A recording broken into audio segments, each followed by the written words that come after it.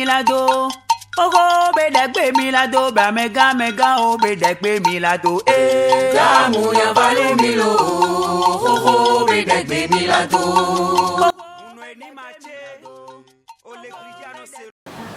J'appartiens à la divinité Aïdo Welo d'Aïdo Welo.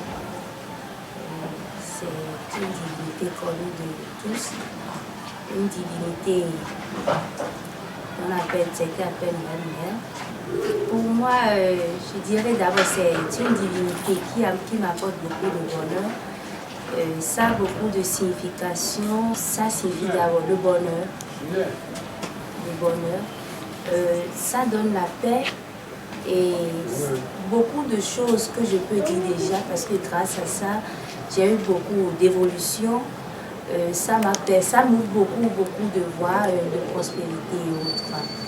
C'est l'air, Aïdo Welo, c'est l'élément air. C'est comme la terre déjà, on appelle ça Sapata. Le feu, le réseau. Le feu, le réseau. Dans le dent, Aïdo Welo, c'est l'élément air qui nous incarne. En fait, je dirais qu'il n'y a pas une étape, on n'intègre pas, on est avec. On ne se lève pas du jour au lendemain pour dire je vais intégrer la divinité, devenir adepte de la divinité Aïdo Welo. On est avec. C'est un signe. C'est un signe, on est avec, on ne se lève pas pour dire, bon, aujourd'hui, maintenant, comme on dit le tronc, par exemple, tu peux te lever et dire que, bon, je peux devenir adepte de tronc, je peux avoir mon tronc, tout ça, non. C'est naturel, en fait. Et lorsque ça t'incarne naturellement, il y a ça se manifeste. Lorsqu'on a la chance et que les parents comprennent très tôt, qui a cette divinité qui incarne leur enfant, ils font cette cérémonie-là très tôt déjà depuis l'enfance. Maintenant, au fil du temps, lorsque la divinité commence par se manifester en la personne, il y a plusieurs étapes, je dirais 3 étapes. Il y a d'abord la personne tu es d'abord adepte simple. Après, on te fait la cérémonie de Jesido. Après, ce suit la cérémonie de Wayogan. Maintenant, il y a d'autres personnes, la divinité insiste que l'adepte sera Hunon et tout ça, donc on lui fait la cérémonie de Hunon. Maintenant, il y a aussi, lorsque la divinité se manifeste, sur la personne, lorsqu'on consulte le Fa, la divinité peut révéler à travers le Fa que nécessairement c'est la cérémonie de Hunon qu'on doit faire à la personne en même temps. Si les parents ont les moyens, on fait la cérémonie de Hunon. Tout comme encore la divinité peut dire non, tel que je me manifeste déjà en la personne, c'est mieux que la personne fasse la cérémonie de Wayogan en même temps. Et pour être Hunon, d'abord pour être Hunon, il faut qu'on t'installe ta divinité qui t'incarne d'abord avant que tu deviennes Hunon de cette divinité. On devient Hunon d'une divinité. D'abord, qu'est-ce que nous recherchons quand nous sommes dans une religion? C'est la vie éternelle. C'est ça que nous recherchons. Avoir la paix du cœur, avoir la bonne santé. Nous recherchons aussi la prospérité dans nos activités. Quand c'est l'eau que je vends, c'est que quand je vais au marché, il faudrait que les choses changent. Si par exemple j'ai des situations et que je règle cette cérémonie qui m'écane, si c'est que je vais au boulot, je dois avoir la paix. Si c'est que il y avait des problèmes d'accident et tout ça, c'est que je dois avoir la satisfaction totale générale dans ma vie en fait. Donc quand on suit ces divinités, on a une bonne santé parfaite, on est protégé aussi. Il y a la protection, on est protégé contre toutes sortes d'esprits maléfiques et autres parce qu'ils sont des protecteurs. Ils jouent également le rôle de protecteurs dans notre vie. Je ne vais pas tout raconter, je serai un peu brève. Je dirais, ça s'est manifesté. D'abord, on me l'a raconté que mon père est allé demander ma naissance auprès d'une divinité au village de mes aïeux en fait. Donc au fil du temps, il paraît que ce qu'on devait offrir à cette divinité l'offrande n'a pas été honorée. Alors sur ce, j'ai grandi, j'ai eu mon bac, j'ai commencé l'université et chaque fois, lorsque je suis à l'université, lorsque je vais à la plage avec mes amis, lorsque je vais à des fêtes en mois de nuit ou tout ça, je tombe en transe en fait. Je tombe en transe. Et là, mes parents disent sur ce point, il faut nécessairement qu'il y a quelque chose qu'on doit me faire. Alors, dans ce cas, je n'ai d'abord demandé à ce qu'on me fasse le premier pas. C'est pas que j'ai demandé, mais après consultation, mon père a dit, il faut qu'on te fasse le premier pas. C'est-à-dire, je suis allée vers la divinité pour donner ce que je dois offrir, ce qu'on avait promis à la divinité. J'ai remis ça, j'ai donné ça à la divinité et après on m'a fait la petite cérémonie d'initiation. Mais déjà, on me dit que l'étoile qui m'incarne, la divinité qui m'incarne tôt ou tard, c'est que je dois faire la grande cérémonie en fait. Donc c'est sur ce point j'ai eu, c'est parce que la divinité, je tombe en transe un peu partout, que ce soit à l'université, entre mes amis, partout. Cette manifestation, ça varie d'un adepte à un autre. Pour certaines personnes, c'est que les personnes peuvent se mettre en transe. Si pour d'autres, c'est que ça bloque des issues. Ils ont des constitutifs, ils ont des blocages. Pour d'autres, quand ils prennent des activités, ça ne marche pas. Pour d'autres, c'est qu'il y a perte d'argent et autres. Pour d'autres, c'est qu'ils ont des problèmes, conjugaux et autres. Donc, voilà un peu, ça varie d'adepte à adepte. Ce n'est pas les mêmes problèmes que tout le monde a. C'est quelque chose qui doit t'amener à faire des recherches jusqu'au point à dire maintenant oui, je dois nécessairement régler ça. En ce qui concerne ma divinité, celle qui est la divinité phare dans Aido Wedo, je vous dirais quelques interdits. Il y a l'huile rouge que je ne prends pas. Je ne prends pas l'huile rouge. Je ne prends pas le gros crabe là. Le gros crabe on trouve à la mer à Gassa là, je ne prends pas. Je ne prends pas également du gourmand. Je ne prends pas du crevette. Je ne prends pas du salmon. Il y a aussi le poisson sika.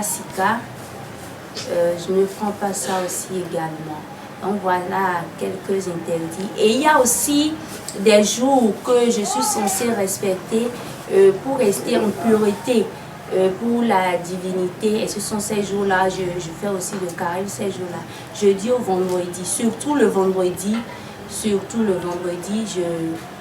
je respecte, je reste en état de pureté pour la divinité, c'est-à-dire je ne vais pas en intimité avec un homme. Sur ma main ici, vous verrez qu'il y a plusieurs perles autour de ma main. Ça c'est déjà le Aido Wedo Sika dont je vous ai parlé.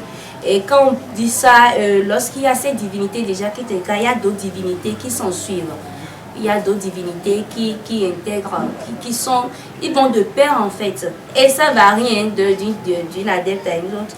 C'est après consultation qu'on arrive à décortiquer tout ça.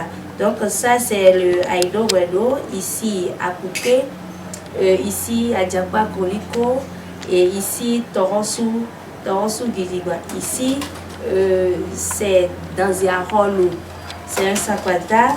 Et ici, c'est nos ancêtres, on les appelle les Obuto. Donc, voilà, à peu près, il y a d'autres divinités qui sont aussi là et tout vont de pair.